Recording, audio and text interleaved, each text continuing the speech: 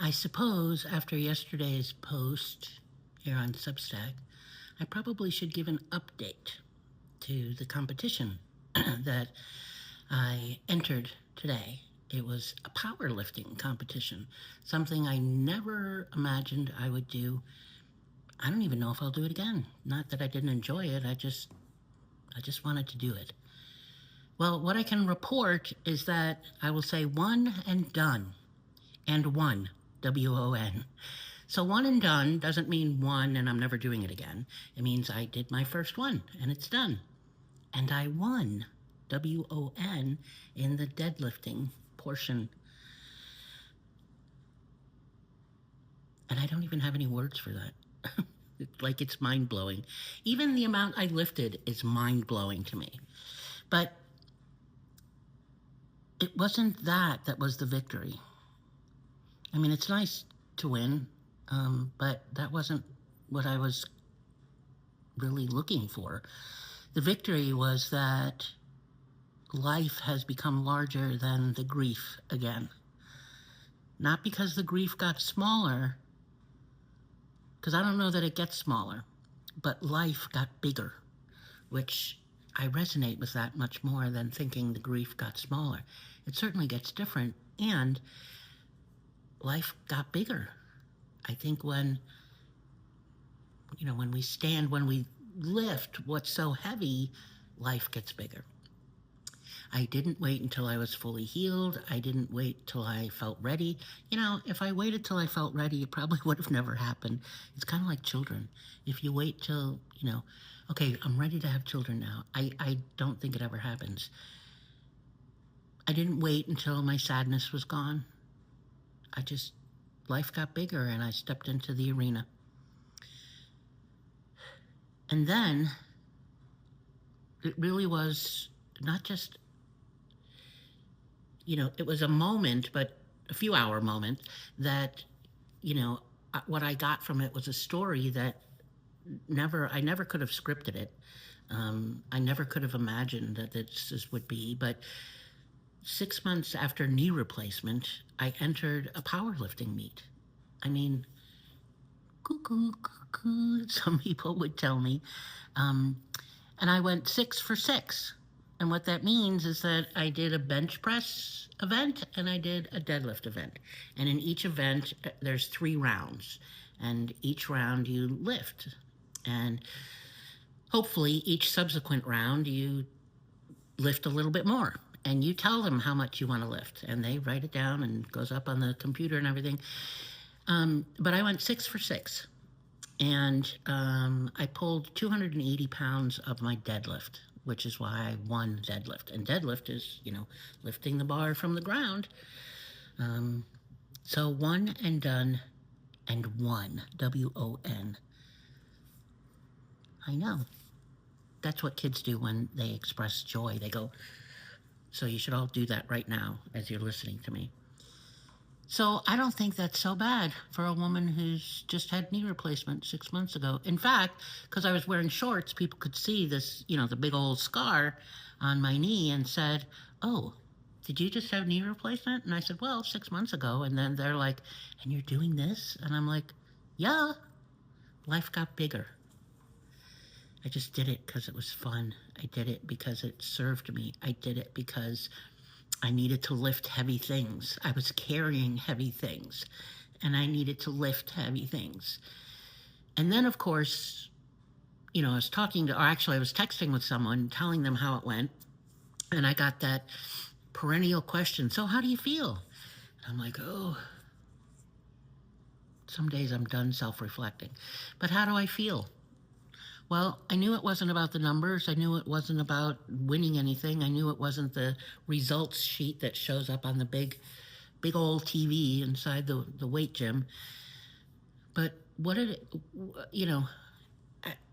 at the end, with the last lift, and I'm putting down, it was a deadlift, and I'm putting down the barbell, knowing that I had, locked it out.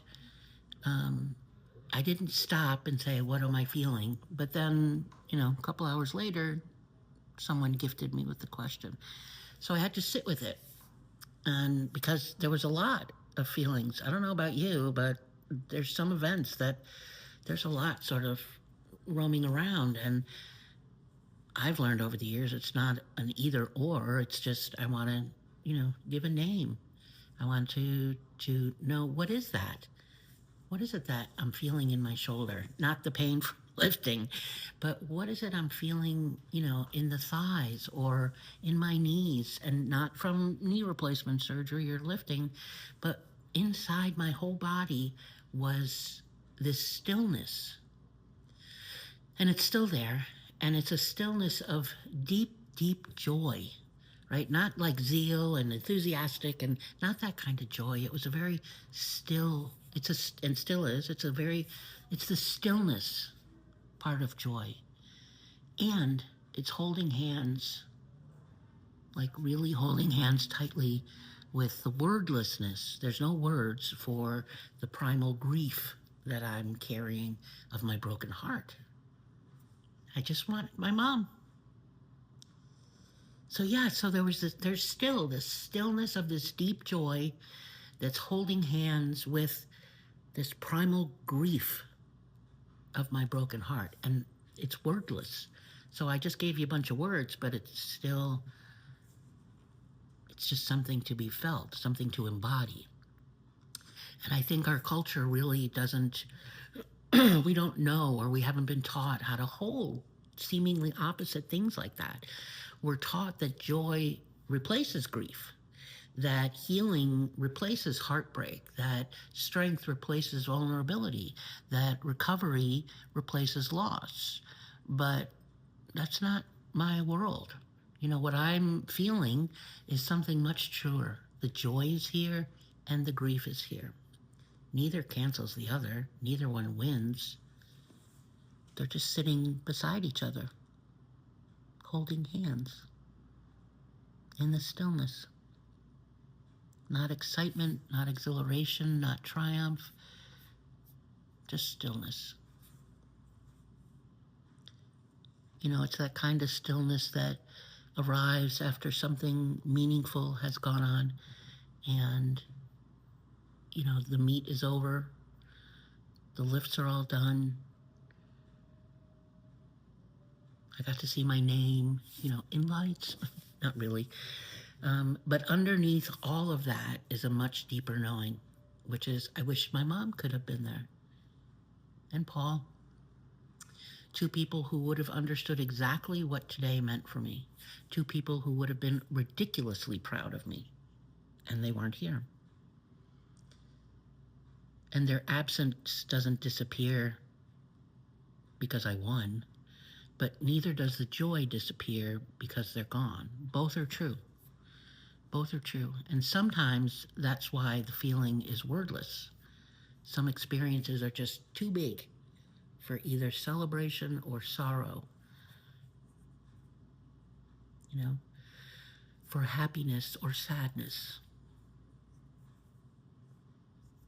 If you've ever heard me talk or been in a class, I've said for years, my joys and my sufferings are my wholeness. Right? Celebration and sorrow need each other.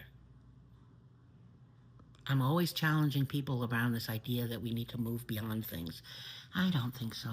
Do we really? It sounds like pushing for something, or there's a destination somewhere I need to get to. But I don't think life's about moving beyond things like this. But life is about, becoming large enough to hold, seemingly opposite companions, joy and grief, strength and sadness, victory and longing, presence and absence, a broken heart and a full life. Yeah, my life is full. And when I look back on everything that I've walked through this past year, there's something profoundly beautiful about the fact that what remains tonight is not adrenaline, it's not exhaustion, it's just stillness. It's stillness and a deep, deep joy. a joy that's holding hands with the grief.